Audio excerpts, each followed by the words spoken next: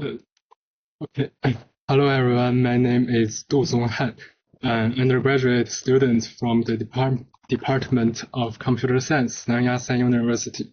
It is my great honor to be here to report my paper. My paper's title is TSIC-NET, the importance of connectome information for epilepsy classification. Okay, my presentation will be divided into the following 5 parts.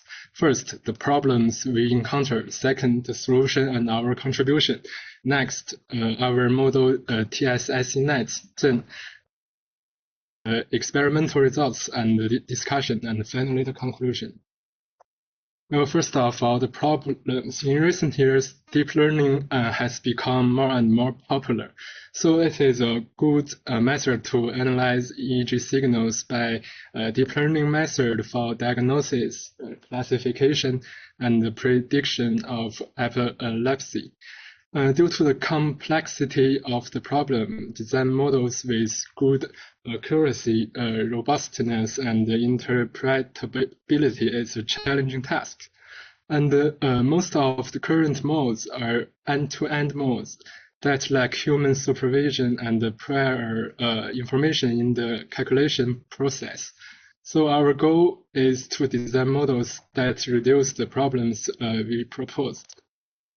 Here are our solutions and contributions to reducing the impact of these problems by combining prior information with learnable connectome. The detail of this I will talk about later.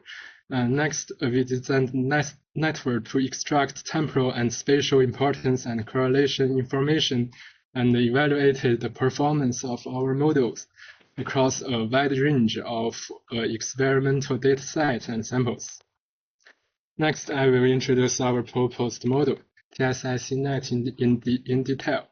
The overall process of the model is shown in the figure on the left. It mainly consists of 3 parts. The first part is the graph convolution neural network block, which includes 3 parameters: importance matrix, adjacency matrix, and the EEG data after a one-dimensional convolution. The importance matrix is a learnable matrix that can be updated with network learning to reflect the importance of different EEG channels. The agency matrix is calculated according to the input data of each epoch through Pearson correlation, which can extract the correlation information between different EEG channels. And finally, multiply the 3A into the output of JSON. Okay. This output is also the input to a second convolutional blocks, which extract features in time and space through convolution kernels of different sizes, and then use a separable convolution to find the best linear combination of feature graphs. Finally, the output of the convolutional block is input to the ATC-NET block to extract the temporal importance information. Now let me show the results of our experiment, which is based on public available datasets of CHB, MIT, and HUH. First, I compared our model with other 5 neural networks used to perform similar tasks: the ATC-NET, EEG-NET, EEG inception, EEG-IT-NET, and EEG conformer, and evaluate the performance of the model with 3 indexes: accuracy, TPR, and FPR. From the 2 tables, it can be seen that in most cases, our model has the best results in the 3 evaluation index of the 2 datasets. In addition, we also select 3 networks with GCNN blocks, which have a similar structure to our network, to further verify the performance of our model. It can be seen from the first table on the left that TSIC-NET has the best performance except FPR. Looking at the table on the right, we performed an ablation analysis of TSICnet. From the results, we can see that removing any one or two blocks of our model will reduce the performance of the model. And each block has its own contribution. Next, look at the second table on the left. For the combination with ATCnet is also an interesting question. We have experiment for a combination method, series and parallel, in which ATCnet for the series, ATCnet can be in the front or the back, and for the parallel, the feature fusion can be add or concatenate. It can be seen from the table that the method of series combination with ATCnet behind is the best way.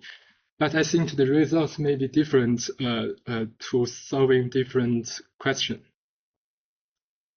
And we have designed three kinds of sliding windows. It's shown in the figure. The first sliding window size is 1 second, using the data of 1 second to determine the label of this second. The second sliding window size is 6 seconds. Use the data of the 6 seconds to judge the last second label. And the third sliding window size is 10 seconds, using the data of 10 seconds to judge the 5 to 6 seconds of the label.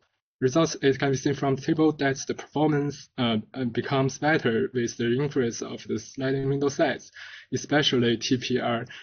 So it can be concluded that the labels of every second are closely related to the data before and after.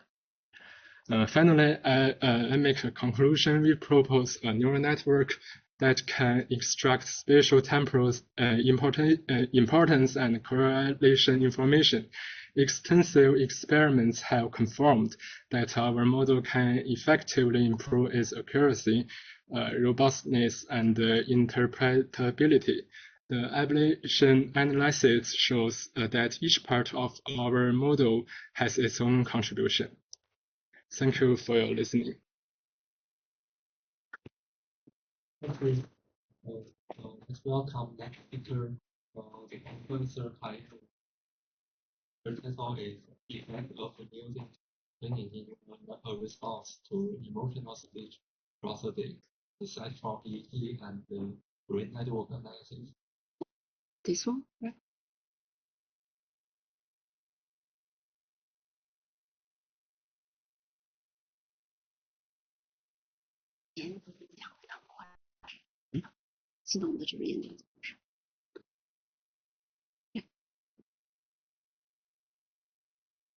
Good afternoon, everyone.